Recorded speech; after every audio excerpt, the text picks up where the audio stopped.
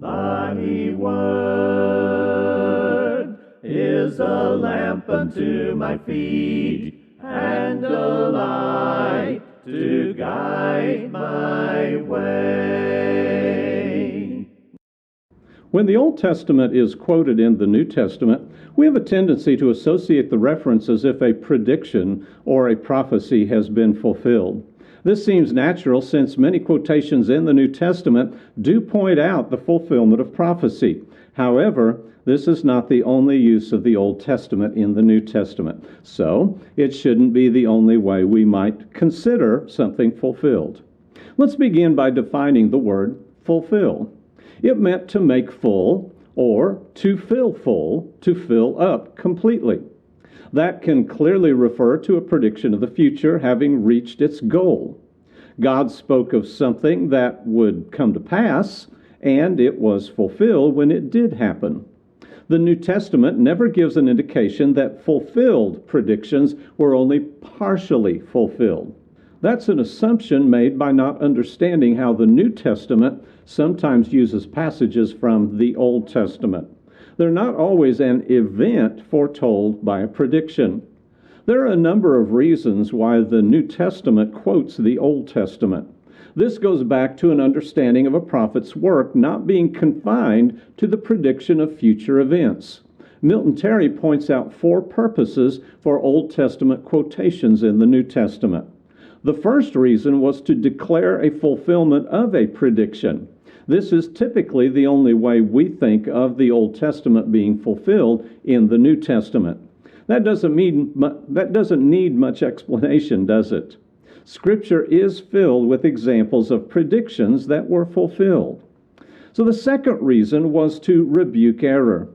Terry offers an illustration of this point where Jesus used Exodus 3:6 to silence the Sadducees in their error of denying a resurrection. This is in Matthew 22, verse 32.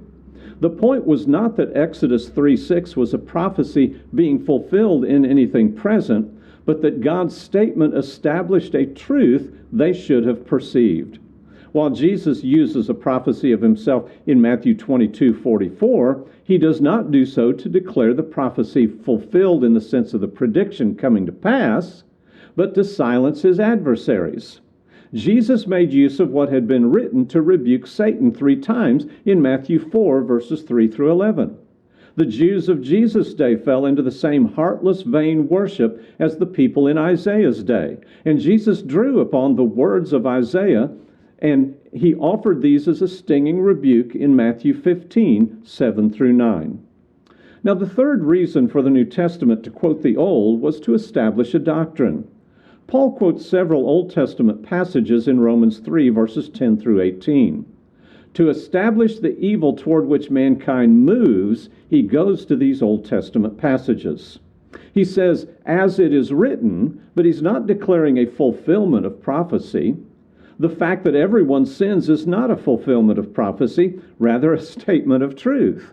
The doctrine of universal dependence on God and the failure to do so is established. I'll put a few other illustrations down at the bottom of the screen. And finally, the fourth reason was that Old Testament quotes become a perfect description that can't be improved on, often having a rhetorical purpose in its divine origin. We'll deal with this in more detail in the next few videos. But the Old Testament presents a glory in the descriptions that it gives. When a similar circumstance comes up in the New Testament, then that perfect description is pulled forward from the Old Testament and used again to depict something different from the original use. I hear people offer prayers, reusing Scripture in this same way.